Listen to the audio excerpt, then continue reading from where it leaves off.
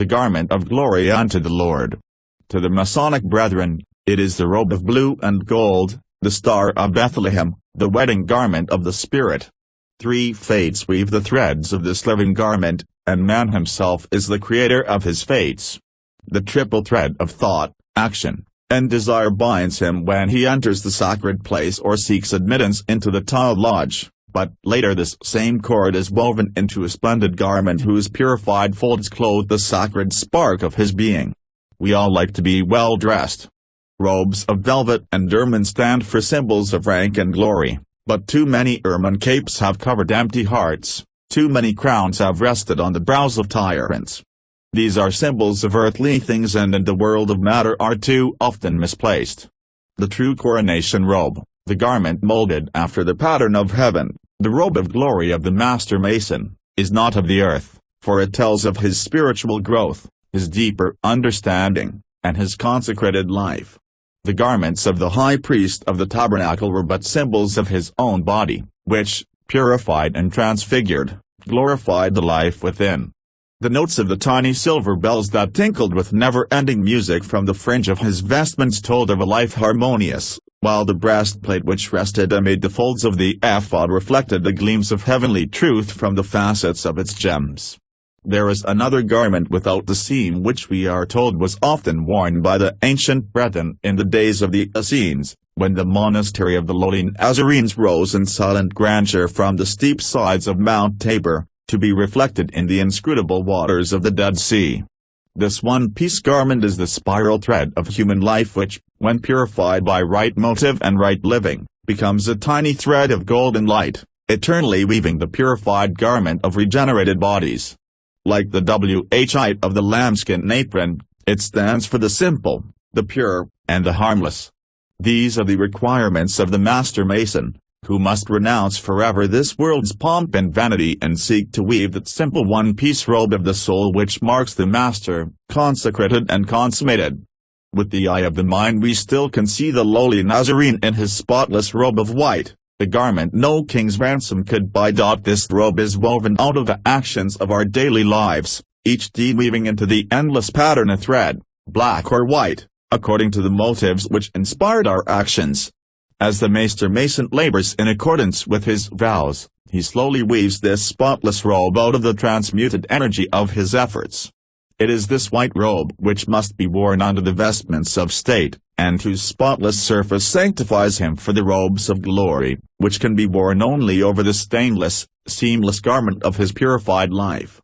When this moment arrives and the candidate has completed his task, when he comes purified and regenerated to the altar of wisdom, he is truly baptized of the fire and its flame blazes up within himself. From him pour forth streams of light, and a great aurora of multicolored fire bathes him with its radiance. The sacred flame of the gods has found its resting place in him, and through him renews its covenant with man. He is then truly a Freemason, a child of light. This wonderful garment, of which all earthly robes are but symbols, is built of the highest qualities of human nature, the noblest of ideals, and the purest of aspirations. Its coming is made possible only through the purification of body and unselfish service to others in the name of the Creator. When the Mason has built all these powers into himself, there radiates from him a wonderful body of living fire, like that which surrounded the Master Jesus, at the moment of his transfiguration. This is the robe of glory, the garment of blue and gold which, shining forth as a five-pointed star of light, heralds the birth of the Christ within. Man is then indeed a son of God, pouring forth from the depths of his own being the light rays which are the life of man. Striking hearts that have long been cold, this spiritual ray raises them from the dead. It is the living light which illuminates those still buried in the darkness of materiality. It is the power which raises by the strong grip of the lion's paw.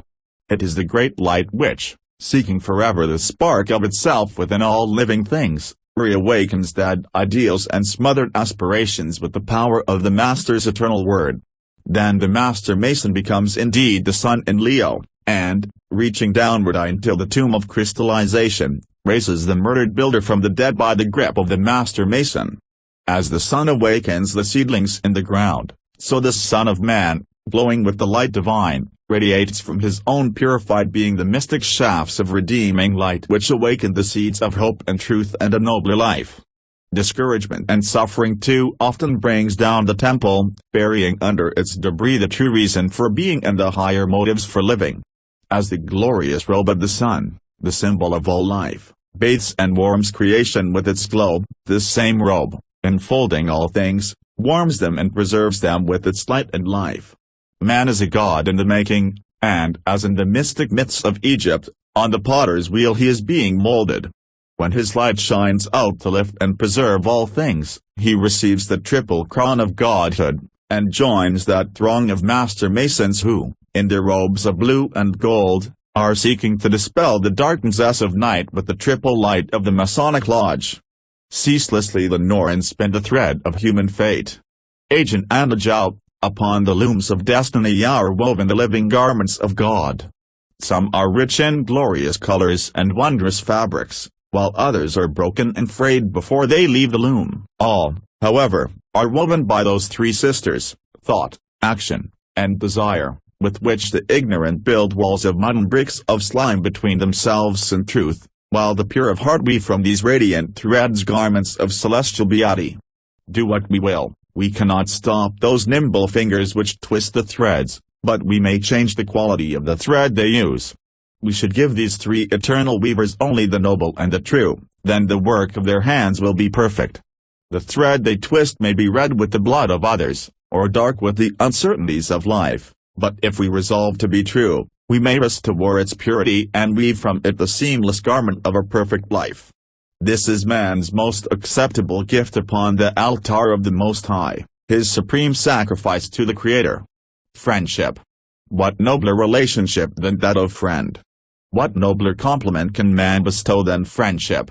The bonds and ties of the life we know break easily, but through eternity one bond remains, the bond of fellowship, the fellowship of atoms, of stardust in its endless flight, of suns and worlds, of gods and men.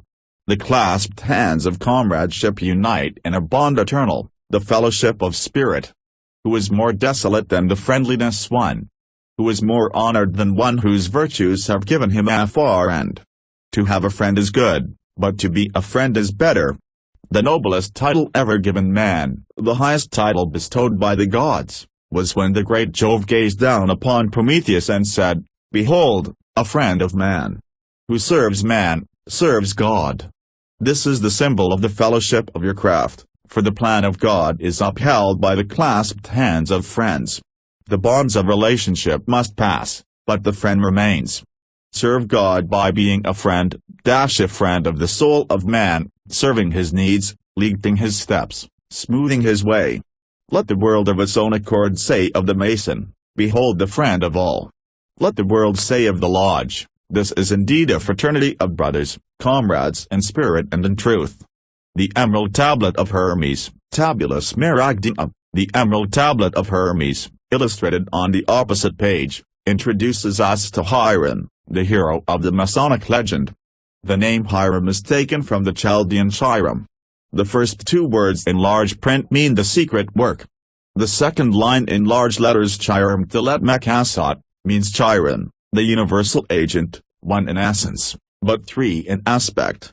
Translated, the body of the tablet reads as follows: "It is true and no lie, certain, and to be depended upon, that the superior agrees with the inferior, and the inferior with the superior, to effect that one truly wonderful work.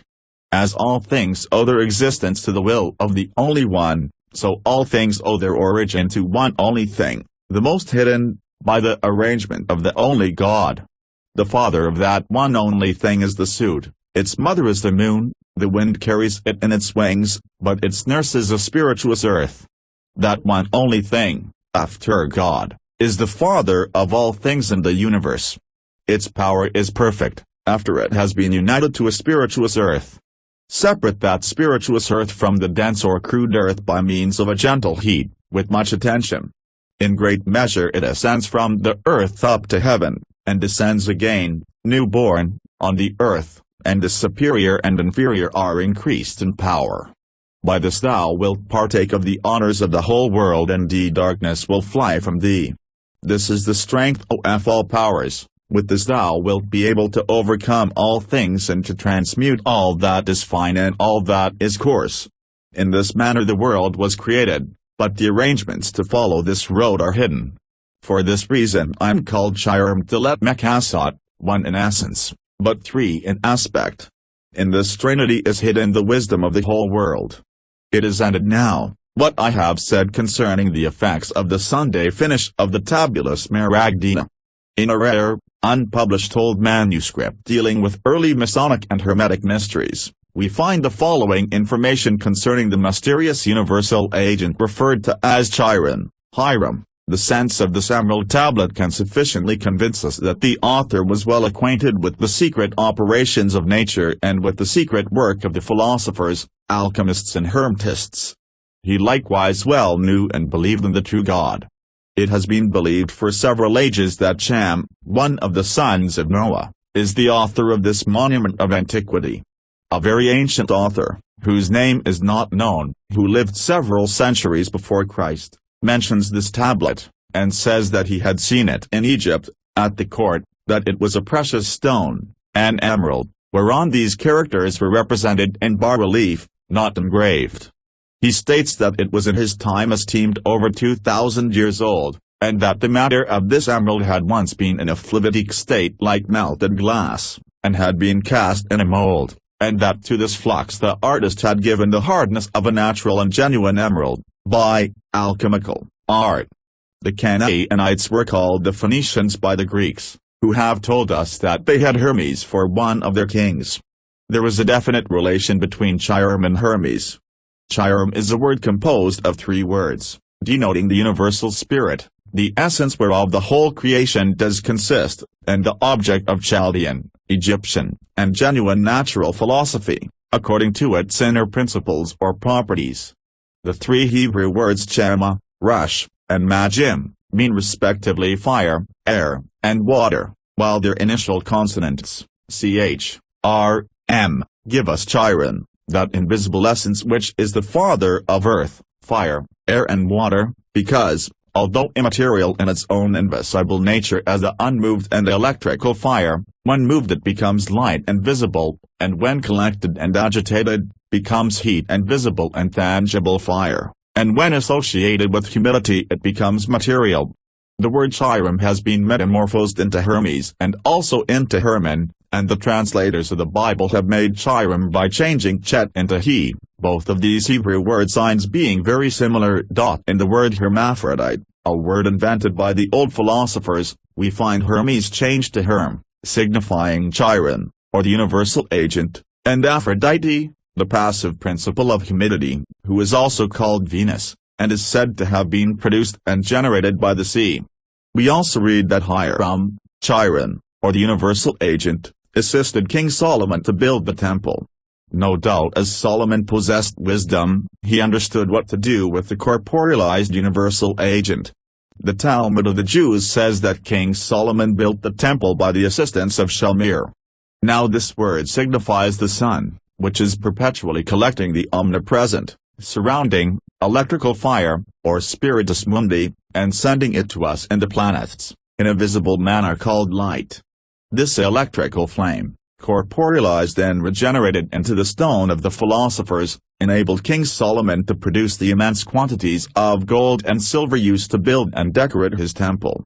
These paragraphs from an ancient philosopher may assist the Masonic student of today to realize the tremendous and undreamed-of share of knowledge that lies behind the allegory which he often hears but seldom analyzes.